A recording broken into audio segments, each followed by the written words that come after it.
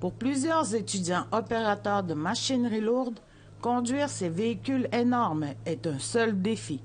Obtenir un emploi est encore plus difficile, surtout si vous êtes autochtone, selon une Innu diplômée dans ce domaine.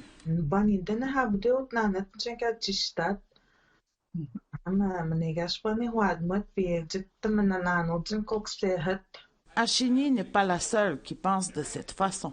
Le peuple autochtone est nécessaire à l'avancement de la région du Nitassinan. On a besoin des chefs, qu'on les aide de notre côté. Bernard Gauthier est représentant syndical pour la FTQ.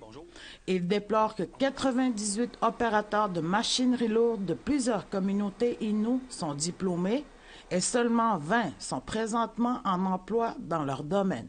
Gauthier dit que la Commission de la construction du Québec, ou la CCQ, devrait travailler en collaboration avec le ministère de l'Éducation pour être capable de suivre ces diplômés et de leur donner à eux une priorité au travail. Ces jeunes-là, moi je le sais, j'ai été les voir, je me rappelle, les filles et les gars, ils avaient les yeux qui brillaient, ils étaient fiers d'accomplir quelque chose qui n'était pas commun pour eux. Gauthier dit que souvent, il faut avoir des contacts pour pouvoir travailler dans les chantiers. De plus, il soulève aussi la question de l'octroi des contrats où les habitants de la région ne sont pas priorisés. Par conséquent, Gauthier en appelle aux chefs Innu. Là, les nouvelles négociations pour l'industrie de la construction se font le printemps prochain. J'interpelle les chefs. Là.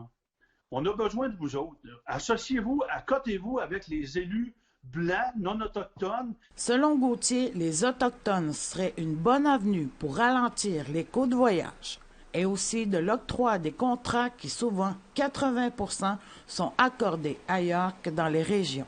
La CCQ assure par courriel qu'elle fait les efforts nécessaires pour l'intégration des Premières Nations et donne un exemple aux Nunavut, avec des efforts d'accompagnement et d'ajustement de leurs pratiques. La CCQ ajoute à la fin que les Inuits de la Côte-Nord sont aussi visés. Ashini applaudit tous les efforts des intervenants pour aider à l'intégration, en particulier l'idée de chercher les diplômés autochtones et de les accompagner à l'est du Québec où il y a des méga-projets.